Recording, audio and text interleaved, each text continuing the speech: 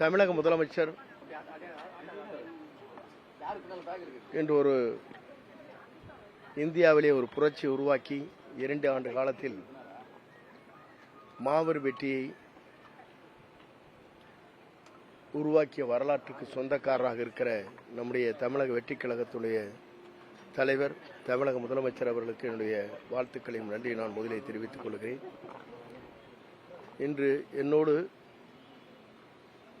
மாண்பு அம்மாவோடு பல்வேறு பயணங்களை செய்கிற போது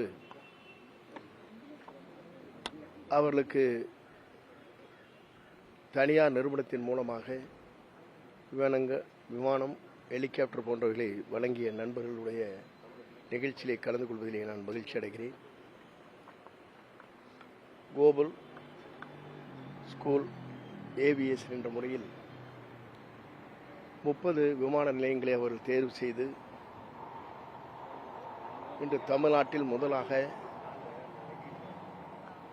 அதிலே பணியாற்றக்கூடிய அனைவருக்கும் பயிற்சி அளிக்கின்ற ஒரு நிறுவனமாக இந்த நிறுவனம் துவங்குகிற வாய்ப்பு எனக்கு கிடைத்தமைக்கு உண்மையிலேயே மற்றற்ற மகிழ்ச்சி அடைகிறேன். விமான பயணம் என்பது விரைந்து ஒவ்வொரு இடத்திற்கும் நாடுகளுக்கும் செல்வதற்கு ஏதுவாக விமான பயணங்கள் அமைந்திருக்கிறது. அதிலே பயிற்சி பெற்று அதன் மூலமாக உடனடியாக வேலைவாய்ப்பு கிடைக்கின்ற அளவில் இந்த பயிற்சி மையம் அமைந்திருக்கிறது.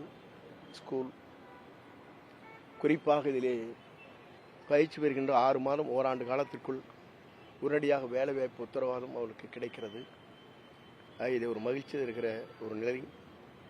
இந்த பகுதியிலே வாழுகிற மற்ற மாநிலங்களிலே வாழுகிற அனைவரும் இதை பயிற்சி பெற்று சிறந்த முறையில் தங்களுடைய எதிர்காலத்தை நோக்கி பயணங்களை மேற்கொள்ள இருக்கிற அத்தனை பேருக்கும் என்னுடைய வாழ்த்துக்களையும் பாராட்டுதலையும் நான் தெரிவித்துக் கொள்கிறேன். நன்றி, வணக்கம். தமிழ்நாடு மின்வாரியத்தில் 10 ஆர்டிஸ்ட்கள் திருடப்பட்டதா?